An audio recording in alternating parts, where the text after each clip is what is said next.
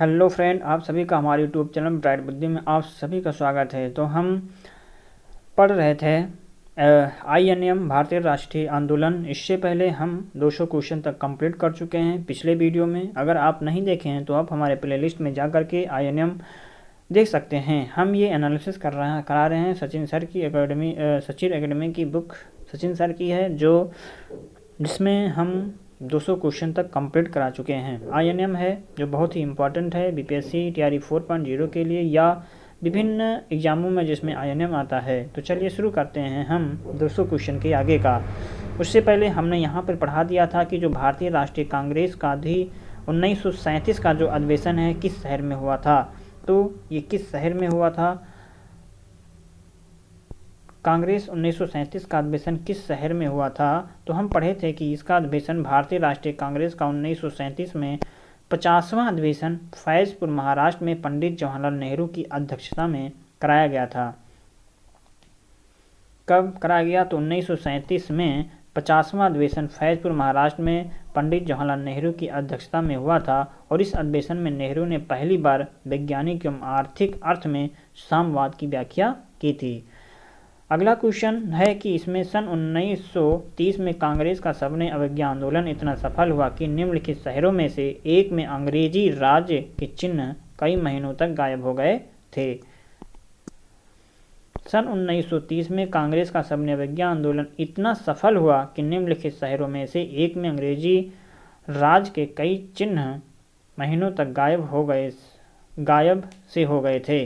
तो कहाँ से? तो ये बड़ही से गायब हो गए थे, मतलब कि बड़ही। सविनय अवज्ञा आंदोलन वर्ष 1930 के दौरान बिहार के बड़ही शहर में आंदोलनकारियों का कब्जा हो जाने से कई महीनों तक ब्रिटिश राज का नियंत्रण समाप्त हो गया था। बिहार के उस क्रांतिकारी का नाम बताइए जिसने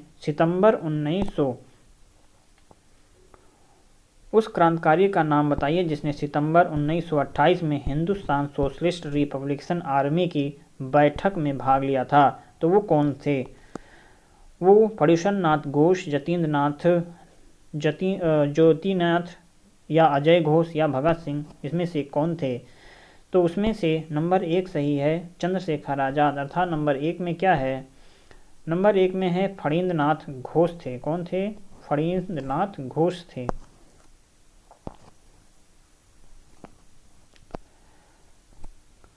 चंद्रशेखर आज़ाद, सचिन नासानियाल, योगेश चंद्र चटर्जी, राम प्रसाद बिस्मिल, फणींद्रनाथ घोष आदि क्रांतिकारियों ने 1924 में हिंदुस्तान रिपब्लिकन एसोसिएशन की स्थापना की और 8 सितंबर 1928 को दिल्ली के फिरोज शाह कोटला मैदान में आयोजित सभा में इस संगठन का नाम बदल करके हिंदुस्तान सोशलिस्ट रिपब्लिकन एसोसिएशन रख दिया गया था। बिहार में गौ हत्या को रोकने के लिए गौ रक्षणी सभाओं की स्थापना किस वर्ष में की गई थी? तो बिहार में गौ हत्या रोकने के लिए गौ रक्षणी सभाओं की जो स्थापना है 1882 ईस्वी में किया गया था। तो बिहार में गौ रक्षा के लिए गौ रक्षणी सभाओं की स्थापना 1882 में हुई। महर्षि दयानंद सरस्वती ने गौ रक्षणी सभा की स्थापना की थी। पटना की प्रांतीय राजधानी बनाया गया था। पटना को प्रांतीय राजधानी किसके द्वारा बनाया गया? शेर शाह ने, इब्राहिम लोदी ने, अलाउद्दीन हुसैन शाह ने या राजकुमार अजीम ने बनाया था। तो इसमें पहला ऑप्शन सही है। शेर शाह ने 1541 ईस्वी में पाटलिपुत्र को पटना के नाम से पुनः स्थापित किया और इसे बिहार की राजधानी बनाया। बिहार की राजधानी शेर शाह ने और 1541 ईस्वी में बनाया था। पाटलिपुत्र को पटना के नाम से पुनः स्थापित किया। भारत छोड़ो आंदोलन से उत्पन्न दंगे किस क्षेत्र में सबसे अधिक व्यापक थे? सबसे अधिक कहाँ पर व्यापक थे? बिहार, बंगाल, गुजरात, संयुक्त प्रांत। तो इसमें से कौन से थे? तो इसमें से D 1 और 4 अर्थात बिहार और संयुक्त प्रांत में। बिहार और संयुक्त प्रांत अर्थात D नंबर ऑप्शन सही है। भारत छोड़ो आंदोलन से उत्पन्न दंगे सबसे ज़्यादा कहाँ पर प्रभावित? तो भारत छोड़ो आंदोलन 1942 ईस्वी के समय संयुक्त प्रांत और बिहार में उग्र हुए। अगला क्वेश्चन ये है कि 1857 के विद्रोह से बिहार का कौन सा भाग अप्रभावित रहा है। 1857 के विद्रोह से बिहार का कौन सा भाग अप्रभावित रहा, तो उसमें सबसे अप्रभावित है कौन सा, दानापुर, पटना, आरा, मुजफ्फरपुर या मुंगेर। तो इसमें हमारा ऑप्शन बी नंबर सही है, अर्थात पाँचवा केवल ही है। सबसे कहाँ पर हुआ था, पाँचवें में है, मुंगेर ही अप्रभावित था। मुंगेर क्या है, अप्रभावित जिला। 1857 के प्रथम स्वतंत्रता संग्राम में विद्रोह से बिहार का मुंगेर अप्रभावित था। मतलब 1857 में कौन सा जिला था जो अप्रभावित जिला था, तो वो बिहार का मुंगेर था। और प्रथम स्वतंत्रता संग्राम में बिहार में जगदीशपुर के कुंवर सिंह को और पटना के मीर अली का नाम हमेशा अमर रहेगा। और 1857 के विद्रोह में प्रभावित स्थान पटना, आगरा, दानापुर, गया और मुजफ्फरपुर था। लेकिन कौन सा ऐसा जिला था जिस पर कोई प्रभाव नहीं पड़ा, वो मुंगेर जिला था, वो 1857 के विद्रोह से अप्रभावित था। आइए अब हम यहाँ से INM शुरू होता है, क्या है ये INM के। अब यहाँ से कुछ क्वेश्चन हैं, यहाँ से नया स्टार्ट करते हैं। तो चलिए शुरू करते हैं। जो 1 से 5 तक के क्वेश्चन इसी में पूछे जाते हैं। क्या है, 1 से 5।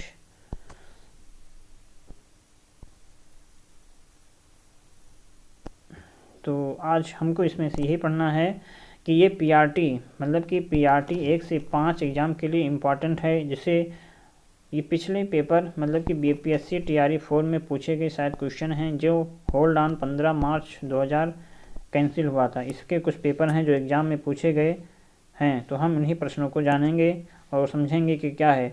तो सबसे पहले है जो पटना कॉलेज कब स्थापित किया गया था, 1863 और 1865, 1861। तो किसमें किया गया था, तो पहला ऑप्शन ही सही है। पटना कॉलेज कब स्थापित किया, तो पटना कॉलेज की जो स्थापना है 1863 ईस्वी में किया गया था। पटना कॉलेज की स्थापना 9 जनवरी 1863 को ब्रिटिश राज के दौरान हुई थी, जो 2 जनवरी 1952 को पटना विश्वविद्यालय और बिहार विश्वविद्यालय में विभाजित हो गया था। मतलब कि जो पटना विश्वविद्यालय है, ये पटना विश्वविद्यालय और बिहार विश्वविद्यालय में विभाजित हो गया था। अर्थात पटना कॉलेज की जो स्थापना है 9 जनवरी 1863 को हुआ था। इनमें से कौन वंदे मातरम समाचार पत्र के संपादक थे, अरविंद घोष, बिपिन चंद्र पाल, बंकिम चंद्र चटर्जी, उपरोक्त में से एक से अधिक। अर्थात वंदे मातरम समाचार पत्र के संपादक कौन कहे जाते हैं, तो सबसे नंबर 1 ही सही है। इनमें अरविंद घोष जो थे, ये अरविंद घोष जो हैं ये संपादक थे समाचार पत्रिका के।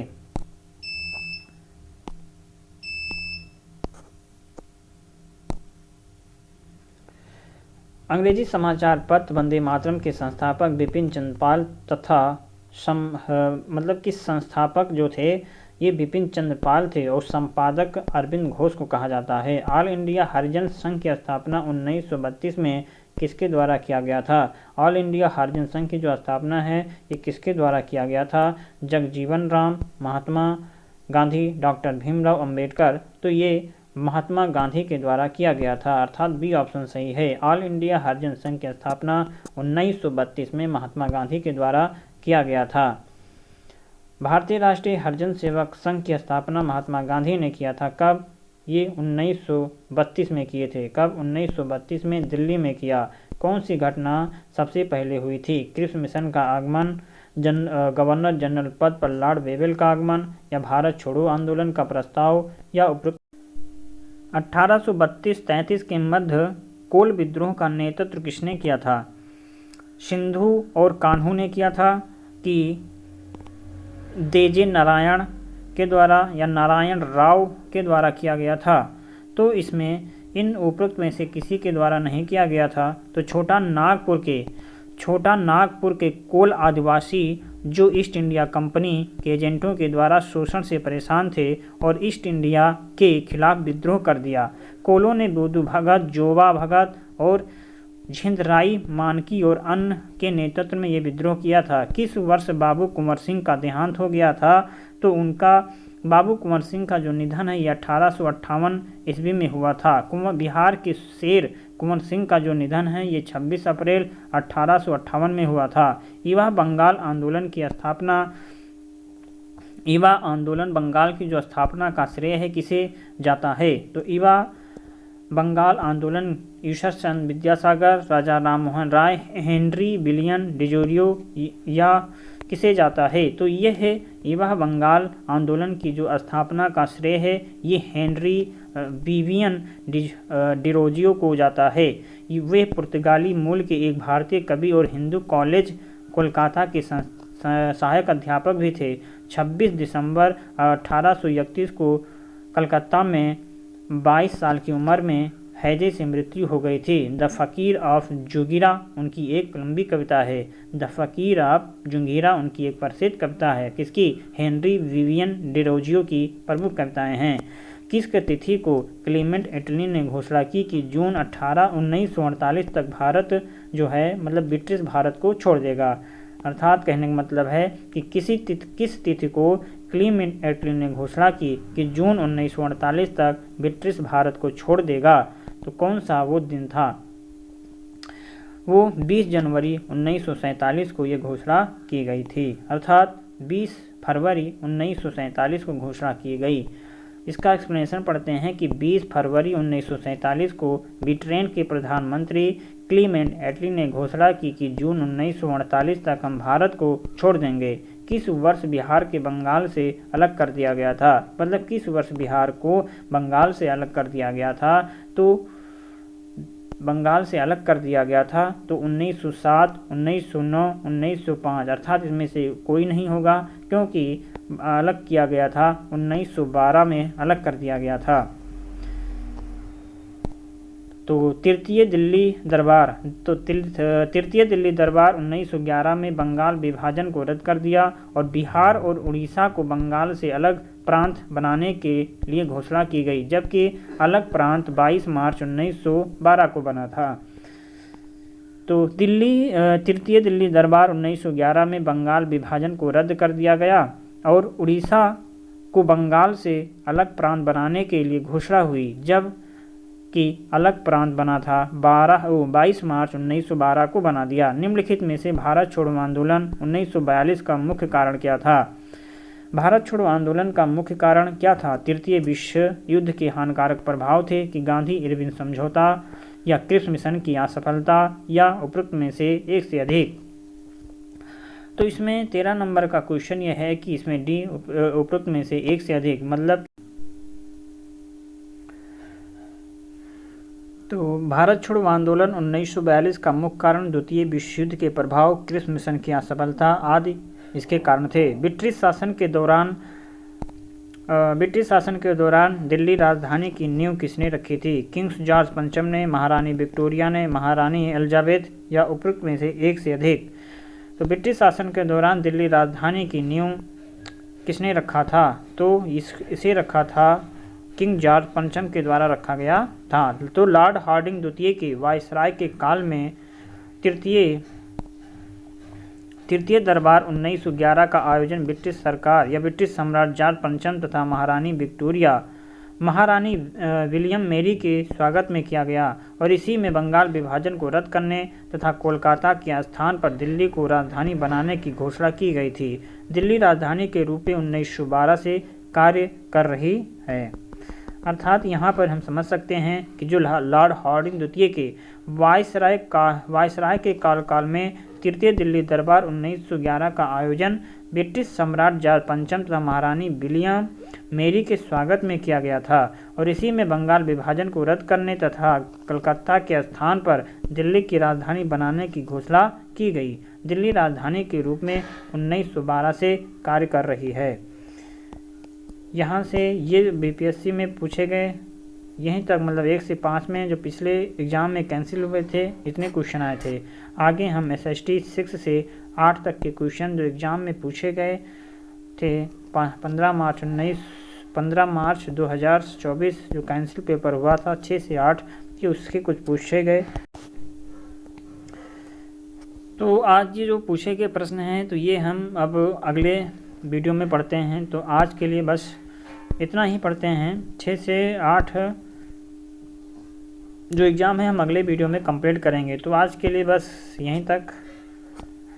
वीडियो अच्छा लगे तो लाइक कमेंट शेयर जरूर कीजिए और चैनल को जरूर सब्सक्राइब कीजिए। कहाँ तक, आज हम लॉर्ड हार्डिंग द्वितीय के वायसराय के काल में द्वितीय दिल्ली दरबार अर्थात हमारा जो क्वेश्चन है यहाँ तक समाप्त हुआ, और आगे SST 6 से 8 तक के हम अगले वीडियो में कंप्लीट करते हैं। तब तक आप पढ़ते रहें, मस्त रहें। नमस्कार।